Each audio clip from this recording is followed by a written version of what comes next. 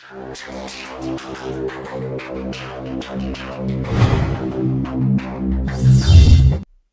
Friends, fix study पर आपका स्वागत है।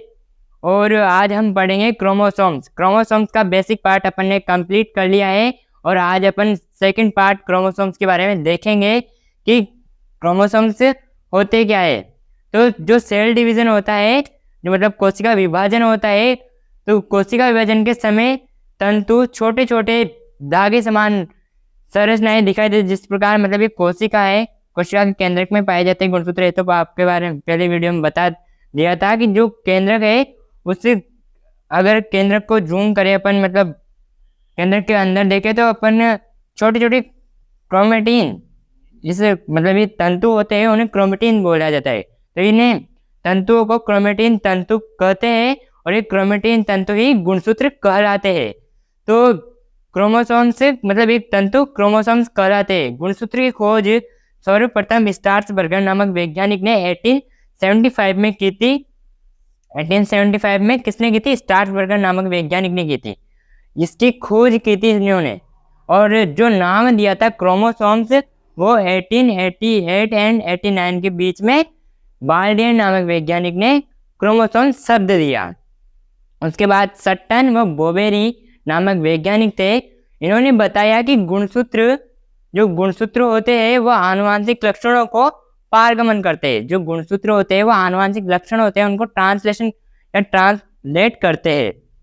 गुणसूत्रों की तरह मतलब जो आनुवांशिक लक्षण होते हैं वो एक पीढ़ी से दूसरी पीढ़ी में ले जाते हैं। गुणसूत्रों का काम इन्होंने बताया, सट्टन और बोवेरी ने बताया, गुणसूत्र आनुवांशिक लक्षणों को एक पीढ़ी से दूसरी पीढ़ी में ले जाते हैं।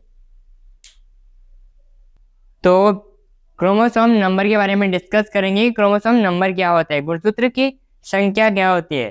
तो किसी भी एक जाति में गुणसूत्र समान ही रहेंगे। किसी भी एक जाति होगी तो उसमें गुणसूत्र होंगे वह समान ही होंगे। जैसे कि अपन एग्जांपल ले लें, ह्यूमंस मतलब मानव की बात ले लें तो बूढ़ा हो, बच्चा हो, महिला हो, पुरुष हो, सब में ही 46 ही गुणसूत्र रहेंगे। सब में 46 गुणसूत्र रहेंगे। तो आप देख सकते हो। और जो मतलब विभिन्न जातियां, अलग अलग जातियां, जैसे कि मनुष्य, कुत्ता, बिल्ली, पेड़ पौधे भी ले सकते हैं, जैसे कि गोभी, प्याज, लहसुन। तो इन सब जो अलग अलग जातियां हो गई तो इनमें गुणसूत्र अलग अलग ही रहेंगे, मतलब गुणसूत्रों की संख्या अलग अलग होती है। तो अपन यही पॉइंट है कि इसमें भी देख लो, ये एक जाति रहेगी तो सभी जीवों में गुणसूत्र की संख्या एक सी मतलब एक समान ही रहेगी। और विभिन्न जातियां रहेगी तो जीवों में इनकी संख्या अलग अलग हो सकती है। एग्जाम्पल जैसे कि मनुष्य में 46 क्रोमोसोम्स होते हैं, मूंगफली में 40 गुणसूत्र, प्याज में 16 और चावल में 24। इस प्रकार फूल गोभी होगी, मूली होगी, पपीता होगी, इनमें 18 गुणसूत्र पाए जाते हैं। तो इनमें गुणसूत्रों की संख्या फिक्स है कि इतने ही गुणसूत्र रहेंगे। मनुष्य में 46 गुणसूत्र होते हैं। इसकी ध्यान रखना आप, क्योंकि ये हर जगह काम आएगा। क्योंकि अपन मनुष्य जाति है तो अपने को पता होना चाहिए कि अपन में कितने गुणसूत्र होते हैं। तो कितने होते हैं? 46 गुणसूत्र होते हैं। उसकी बात करें अपन की जो दैहिक कोशिका होती है, देह मानव शरीर, जो शरीर की कोशिकाएं होती है उनमें कोशिकाओं की संख्या द्विगुणित होती है। द्विगुणित यानी डिप्लॉइड मतलब 2n से दर्शाते हैं तो द्विगुणित होती है। इसी प्रकार जो युग्मक कोशिकाओं की बात करें तो युग्मक कोशिकाओं में कोशिकाओं की संख्या क्या रहती है? अगुणित रहती है, हैप्लॉइड, जिसे अपन n से दर्शाते हैं। तो युग्मक कोशिकाओं में अगुणित होती है और दैहिक कोशिकाओं में द्विगुणित होती है।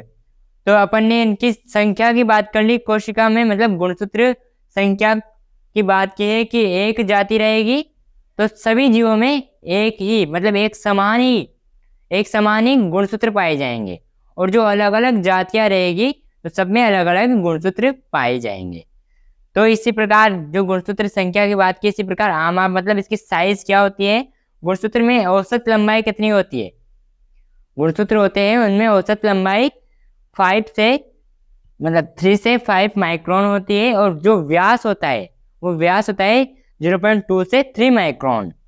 ये बात आपको ध्यान रखने की, गुणसूत्र की जो औसत लंबाई होती है ना, वह 3 से 5 माइक्रोन होती है, और जो व्यास होता है वो 0.2 से 3 माइक्रोन होता है। तो आप समझ सकते हैं, एक बार रिपीट कर देते हैं कि जो किसी एक जाति में एक जाति रहेगी तो सभी जीवों में गुणसूत्र समान रहेंगे। एक जैसे मनुष्य जाति है तो उसमें बच्चा भी होता है, बूढ़े भी होते हैं, महिला भी होती है, पुरुष भी होते हैं, तो उनमें सभी में 46 ही गुणसूत्र रहेंगे।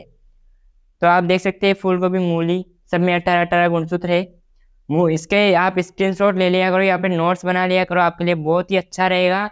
ये बहुत ही इंपॉर्टेंट नोट्स होते हैं, मैं इनको बहुत अलग अलग तरीके से बुक्स में छाट के एक यूनिक, आपको अलग अलग बुकों में नहीं देखना पड़ेगा और मैं आपको यूनिक कंटेंट देता हूँ। तो प्लीज़ आप हमारे चैनल को सब्सक्राइब करो और आप ऐसे ही इस प्रकार की वीडियो देखो जिससे आपका डेवलपमेंट हो। तो साइज 3 माइक्रोन, 5 से 3 माइक्रोन, और व्यास 0 से 3 माइक्रोन, 0.2 से 3 माइक्रोन। तो नेक्स्ट पॉइंट रहेगा इसकी संरचना। तो संरचना को देखते हैं अपन। अब गुणसूत्र की संरचना के बारे में देखेंगे, स्ट्रक्चर ऑफ क्रोमोसोम्स।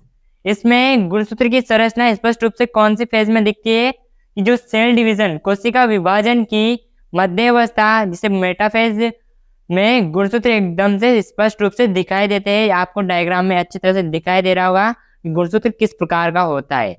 तो इस प्रकार से गुणसूत्र स्पष्ट रूप से मेटाफेज में दिखाई देता है। उसके बाद यहाँ पर डायग्राम देख रहे हो, इसमें एक क्रोमोनिमेटा है। क्रोमोनिमेटा प्रत्येक गुणसूत्र में 2 ऐंठे हुए सूत्रों का बना होता है और इन सूत्रों को ही क्रोमोनिमेटा कहा जाता है। डायग्राम आपको स्पष्ट रूप से दिखाई दे रहा होगा, उसमें ये क्रोमोनिमेटा है। तो इसे 2 ऐंठे हुए सूत्र दिखाई दे रहे होंगे आपको। तो ये सूत्र होते हैं, इन्हें ही क्या बोला जाता है, ऐंठे हुए सूत्रों को बना होता है, और इन सूत्रों को क्या बोला जाता है, क्रोमोनिमेटा बोला जाता है। तो यही बाद में यही सूत्र आपको दिखाई दे रहे हैं, यही सूत्र गुणसूत्र के अर्धसूत्र या क्रोमेटिड बनाते हैं।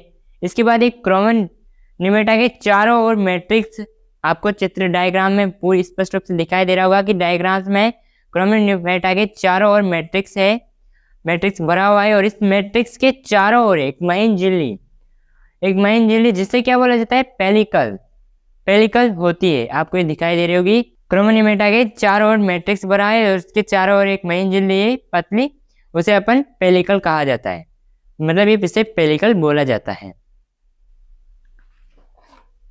गुणसूत्र की संरचना में फर्स्ट पॉइंट अपन ने कंप्लीट कर लिया है। इस डायग्राम की सहायता से अपन ने क्रोमोनिमेटा क्या होता है। उसके बाद सेकंड आता है क्रोमोमियर।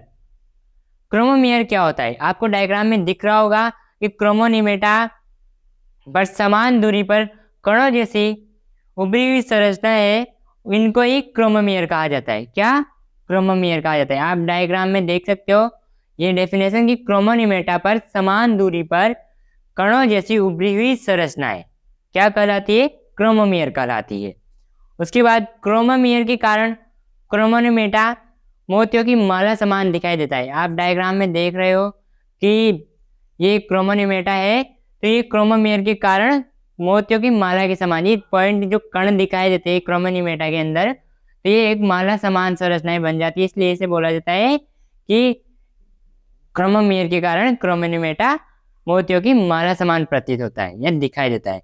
उसके बाद एक क्रोमोमियर जीन की स्थिति को प्रदर्शित करता है। अब जीन नया शब्द आ गया, हालांकि जीन के बारे में अपन ने सेल में भी डिस्कस किया था, पर अब जीन क्या होता है, जीन एक क्रोमोसोम होता है, गुणसूत्र होता है ना, उन्हीं में जीन लगे हुए होते हैं। ऐसे समझ सकते हो कि जैसे कि ये एक क्रोमोसोम्स है, तो इन्हीं पर ये जीन लगे हुए होते हैं। तो ये जीन की स्थिति को बताता है। एक क्रोमोमियर होता है कि जीन इस स्थिति, मतलब यहाँ लगे हुए हैं, ये इस प्रकार से ये क्रोमोमियर जीन की स्थिति को प्रदर्शित करता है।